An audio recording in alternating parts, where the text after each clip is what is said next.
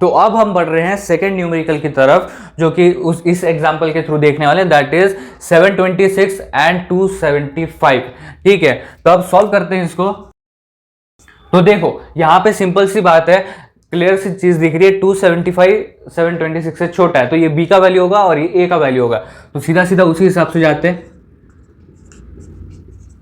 अब हमें यहां पे क्यू एंड आर कुछ यूनिक इंटीजर एग्जिस्ट करेंगे जो कि इस नंबर को जस्टिफाई करेंगे। अब अगर हम इसको 3 से मल्टीप्लाई, अब देखो यहां पे अगर मैं बोल रहा हूं यहां पे 2 से मल्टीप्लाई करना है, और पहले एग्जांपल में भी मैंने ज्यादातर 2 से मल्टीप्लाई किया, इसका मतलब ये नहीं है कि हमेशा 2 से ही मल्टीप्लाई होगा। यहां पे आपको एक चीज ध्यान रखने की है, दैट इज ये जो ए है इससे वैल्यू एक्सीड नहीं होना चाहिए। ठीक है, इसके अंदर ही वैल्यू होना चाहिए। अगर ये नंबर 3 से जाता है और डायरेक्ट यही वैल्यू सब्स्टिट्यूट करता है तो हमारा आर 0 हो जाएगा।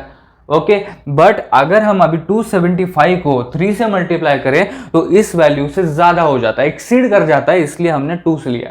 ठीक है, अगर यहाँ पे 4 5 जो भी लेना पड़े वो लो, बट यहाँ पे एक्सीड नहीं होना चाहिए इससे। सपोज यहाँ पे अगर मैं 3 लेता तो यहाँ पे ये एक्सीड हो जाता और रिमाइंडर में वैसे ही फिर क्या होता, नेगेटिव वैल्यू आती है, या रिमाइंडर तो होता ही नहीं पहली बात तो। ठीक है, 275 इंटू 2 प्लस 176 आ जाएगा। कैलकुलेशन से परफॉर्म नहीं कर रहे, सीधा सीधा फटाफट देखेंगे। तो अब क्या हो गया, 275 इंटू 2 प्लस 176। ठीक है, अब 176 हमारा रिमाइंडर बचा। अब इतना बड़ा नंबर है बट दैट्स ओके, क्योंकि हमें इस वैल्यू से ज्यादा एक्सीड नहीं करना।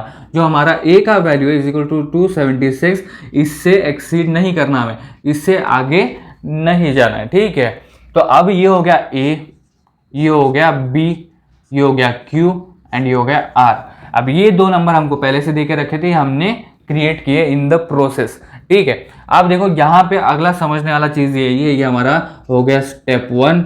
ओके, तो अब यहाँ पे जो step 1 step 2 step 3 A B Q R ये लिख रहा हूँ, ये एड एक्चुअल लिखने की जरूरत नहीं, जस्ट फॉर सिंपल अंडरस्टैंडिंग यहाँ पे ये ऐसा बनाया गया। ठीक है, तो अब ये देखो कि बी एंड आर है, ये दो इंपॉर्टेंट है अभी हमारे लिए। ठीक है, क्योंकि यहाँ पे आर इज इक्वल टू 0 नहीं आया, आर इज इक्वल टू 176 आया। क्यों का वैल्यू इंपॉर्टेंट नहीं है, क्योंकि वो अपना काम कर चुका है। ओके, और जैसे कि आपको यहाँ पे दिखेगा B is always going to be greater than R, तो उस हिसाब से अगर देखा जाए तो 275 इज इक्वल टू 176। ठीक है, अगर हम 176 को 2 से मल्टीप्लाई करते हैं या 3 से मल्टीप्लाई करते हैं तो ये जो ए का वैल्यू है वो एक्सीड हो जाएगा, और हमको वो एक्सीड करना नहीं है तो आगे कैलकुलेशन होगा नहीं, और कैलकुलेशन अगर होगा तो वो वैलिड होगा नहीं, ज्यादा नंबर जाएगा। तो हमको वैलिड कैलकुलेशन चाहिए, इनवैलिड कैलकुलेशन नहीं चाहिए। तो यहां पे हम क्या करेंगे, इंटू 1 कर लेंगे।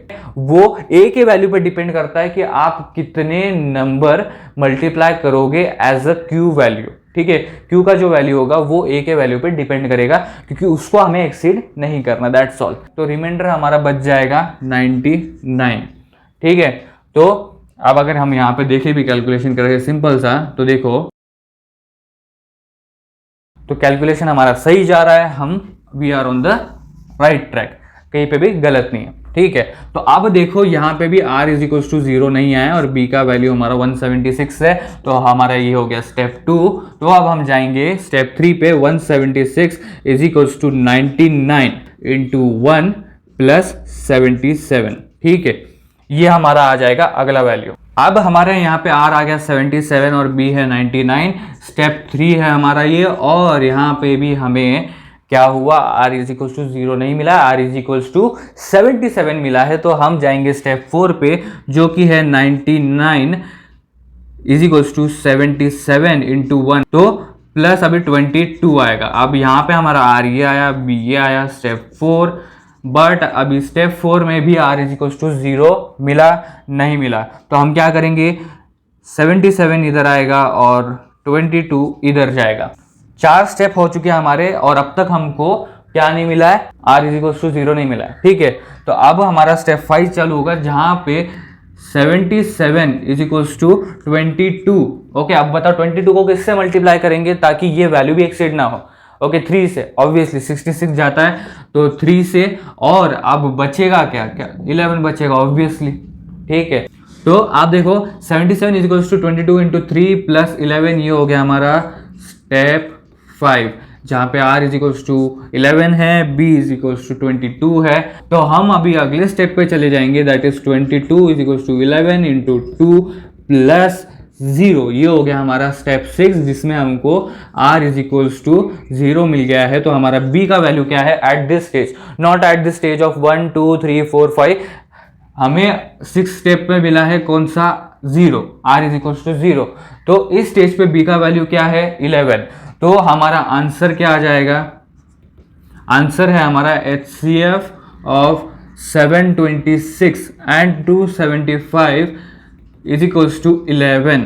ओके, इसका हमारा HCF क्या होगा 11 होगा। अब ये बहुत ही इंपॉर्टेंट बात है, आपको इन सारी स्टेप में एक चीज दिखाई देगी। हमेशा मैं क्या कर रहा था, r की वैल्यू देख रहा था, b की वैल्यू देख रहा था, r की वैल्यू देख रहा था, b की वैल्यू देख रहा था, r की वैल्यू, b की वैल्यू, r की वैल्यू, b की वैल्यू। ऐसा देखना क्यों जरूरी है, ओके, ये नोटिस करना क्यों जरूरी है कि b की वैल्यू क्या है भाई, r की वैल्यू क्या है। बिकॉज दो चीजें, सबसे इंपॉर्टेंट दो चीजें हैं। r की वैल्यू देखो, अगर वो 0 आई है तो ऑब्वियसली b की वैल्यू हमारा HCF है। b और r की वैल्यू देखना इसलिए इंपॉर्टेंट है क्योंकि अगली स्टेप में देखो, अगली स्टेप में हमेशा b और r की value he a and b बनी है, ठीक है। इसलिए b एंड r की वैल्यू देखना बहुत ही इंपॉर्टेंट है। अब इसके पहले के जो नंबर्स थे वो इससे बड़े थे, राइट, यहाँ पे 800 का नंबर था एंड ऑल, बट वहां पे आपका जो स्टेप्स थे वो कम थे एंड यहाँ पे जो स्टेप्स है ये 6 स्टेप्स तक गए। तो वो न्यूमेरिकल जो भी आपको नंबर्स दिए गए इस पे डिपेंड करता है कि आपके जो कैलकुलेशन है इसके ऊपर कितने स्टेप्स डिपेंडेंट है या कितने स्टेप्स आने वाले हैं, वो किस चीज़ के ऊपर डिपेंडेंट है, आपके न्यूमेरिकल्स के ऊपर। तो अगर आपको ये वीडियो हेल्पफुल लगा हो तो ऑब्वियसली लाइक करना और ये वीडियो शेयर करते जाओ, क्योंकि फटाफट एक्सप्लेनेशन, इजी एक्सप्लेनेशन है, डिटेल में देखने वाले हैं और ऐसे ही वीडियोस आगे भी आने वाले हैं। तो चैनल को अभी सब्सक्राइब कर लो और नोटिफिकेशन बेल को ऑन कर लो। और अगर आपने अब तक ये काम नहीं किया है तो फ्री है, कोई चार्ज नहीं लग रहा कि सब्सक्राइब किया हो तो भाई पैसा कट जाएगा, नहीं, ऑब्वियसली नहीं। तो अभी सब्सक्राइब कर दो, नोटिफिकेशन बेल को ऑन कर दो और अगर अब तक नहीं किया है तो जरूर सब्सक्राइब करो। And thank you for watching this video friends.